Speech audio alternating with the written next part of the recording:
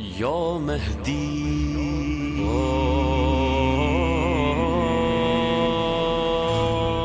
یا مهدی اعوذ باللہ من الشیطان اللعین الرجیم بسم اللہ الرحمن الرحیم الحمد للہ رب العالمین والصلاة والسلام علی نبی الکریم وعلی آلہ الطیبین الطاہرین المعصومین المنتجبین ولعنت اللہ علی اعدائہم من الآن الى قیام یوم الدین آمین یا رب العالمین. اما بعد، بسم اللہ الرحمن الرحیم.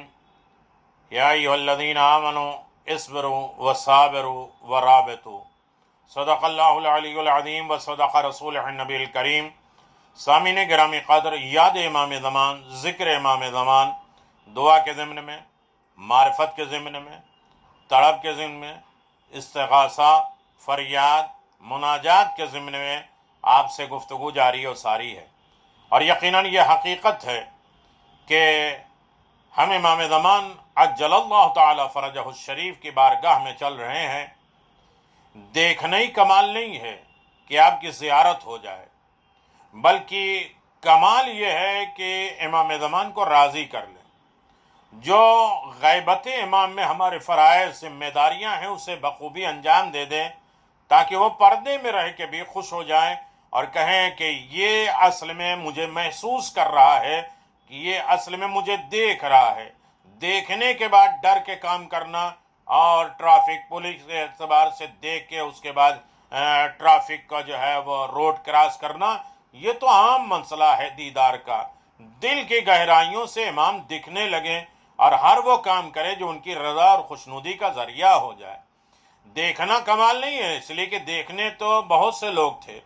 کبھی کبھی ایسا مسئلہ ہے کہ بغیر دیکھے بھی یہ احساس ہو جانا چاہیے کہ امام کے لطف، عنایات اور الطافات ان کے جاری و ساری ہے، جو دیکھنے کی محتاج نہیں ہے. امام کے لطف عنایات ہر عالم میں جاری و ساری ہے. لہذا امام کے لطف، کرم اور الطاف کے انتظار میں رہنا چاہیے.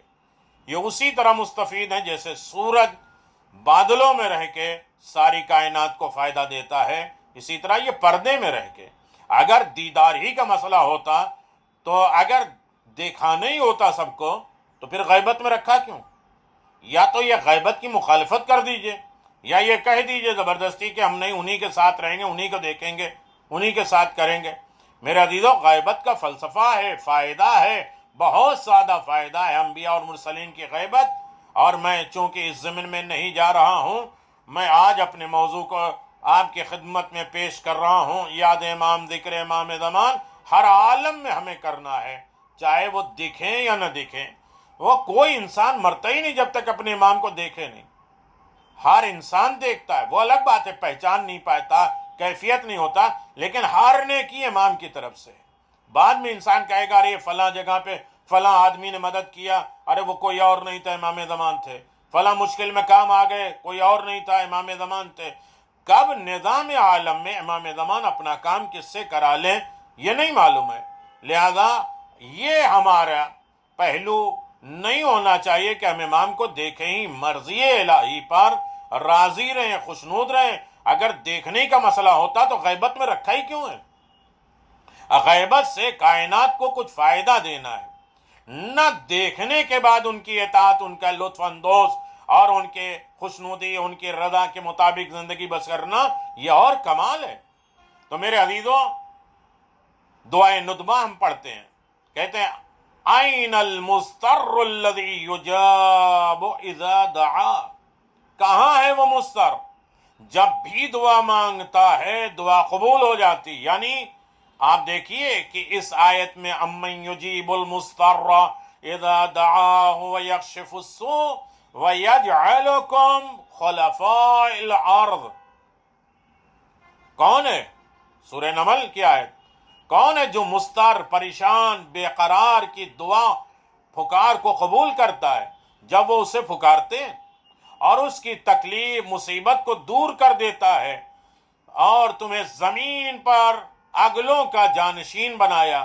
اس کے بارے میں تفسیر علی ابن ابراہیم قمی میں آیا ہے کہ امام صادق علیہ الصلوۃ والسلام سے روایت میں ہے کہ اس سے مراد قائم آل محمد ہیں، وہ مستر، وہ پریشان جو جناب ابراہیم مقام ابراہیم پر حج میں خانہ کعبہ کے سامنے دروازے کے سامنے مقام ابراہیم ہے جہاں آپ کی جناب ابراہیم کے نقش قدم ہے، اور آج جناب ابراہیم کی ولادت ہے، 25 ذی القعدہ جناب عیسیٰ کی ولادت ہے، غدیر کی ابتدا ہے، پہلی رحمت کائنات میں نازل ہوئی ہے۔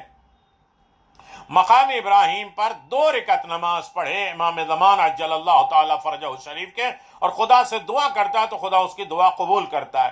اب ہم خانہ کعبہ کے سامنے نہیں ہیں، مقام ابراہیم پہ نہیں ہیں، تب بھی ہمارے لیے حکم ہے کہ نماز مستر، پریشان حال جو مستر ہوتا ہے، پریشان ہوتا ہے، بلاؤں میں گھرا ہوتا ہے، اور وہ ان کو پکارتا ہے، سلامتی چاہتا ہے، خوشیوں کے لیے چاہتا ہے، اور تمام بیماریوں کی شفا چاہتا ہے، صحت چاہتا ہے، ایمان اور رزق میں وسعت چاہتا ہے، دین اور دنیا میں سرفرازی اور کامیابی چاہتا ہے، تمام تر حاجات پوری ہو جائے، دلی مرادیں پوری ہوں، تمنائیں پوری ہوں، خواہشات اور امیدیں پوری ہوں، اور عزت ملے، صحت ملے، محبت ملے، دولت ملے، شفقت اور محبت ملے، رحمت اور کشادگی، رزق ہو، ہر طریقے کا رزق، رزق صحت، رزق برکت، رزق شفا، رزق علم، رزق زیارت، سارا رزق مل جائے، اور سارا دکھ، درد، تکلیف، پریشانی دور ہو جائے، تو 2 رکعت نماز، نماز مضطر، اضطرار اور پریشانی کے عالم میں 2 رکعت نماز کب پڑھی جائے؟ جب 2/3 یا 3/3 آدھی رات کے بعد، یا ایک نماز شب کے ساتھ، یا نماز شب سے پہلے،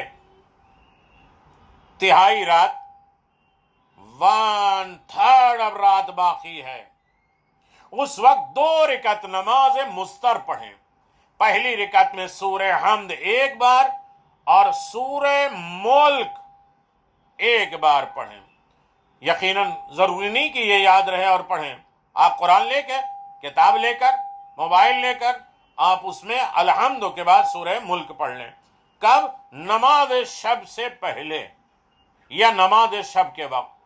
نماز مستر پڑھتا ہوں 2 رکعت قربتاً اللہ، اپنی پریشانی دشواری، میں نے کہا نا کہ وہ کون سی سلامتی چاہتے ہیں، خوشیاں چاہتے ہیں، بیماریوں سے شفا چاہتے ہیں، صحت چاہتے ہیں، ایمان چاہتے ہیں، رزق میں وسعت چاہتے ہیں، دنیا اور آخرت کی تمام سرفرازی اور کامیابی چاہتے ہیں، تمام حاجات پوری ہو جائے، دلی مرادیں پوری ہوں، تمنائیں پورے ہوں، خواہشات پوری ہوں، امیدیں برآئیں، عزت، صحت، محبت، دولت، شفقت، رحمت، کشادگی، رزق ہو جائے، ہر دکھ، درد، پریشانی سے نجات مل جائے، 2 رکعت نماز مستر پڑھتا ہوں قربتاً اللہ۔ پہلی رکعت میں سورہ الحمد کے بعد 1 مرتبہ سورہ ملک پڑھیں، اور دوسری رکعت میں الحمد کے بعد سورہ الف لام تنزیل یعنی سورہ سجدہ پڑھیں، اور 1 بار پڑھیں۔ چونکہ سورہ تنزیل میں سجدہ واجب ہے، لہذا جب سجدے والی آیت پہ پہنچیں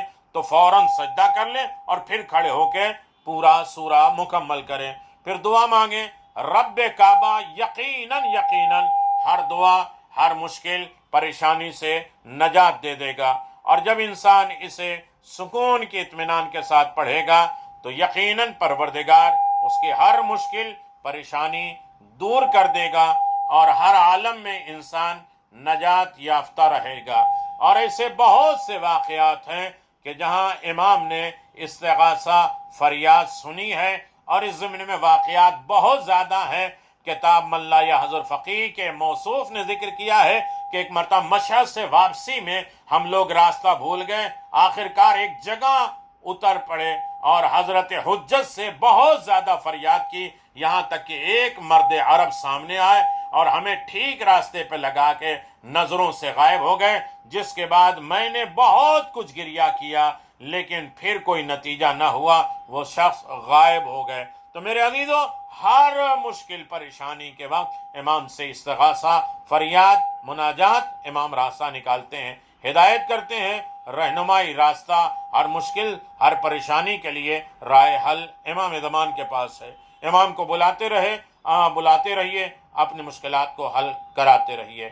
اللہم عجل لولیک الفرج یا مہدی ادرکنی، اللہم صلی علی محمد و آل محمد وعجل فرج آل محمد۔ رضا امام زمان، رضا امام زمان، خوشنودی امام زمان کے لیے ہم آمادہ رہیں، غیبت کا فائدہ اٹھاتے رہیں، تڑپ باقی رہیں امام کے ظہور کے لیے، اس لیے کہ سب سے بڑی دعا ہے ظہور امام میں تعجیل کے لیے۔ اللہم عجل لولیک الفرج یا مہدی ادرکنی۔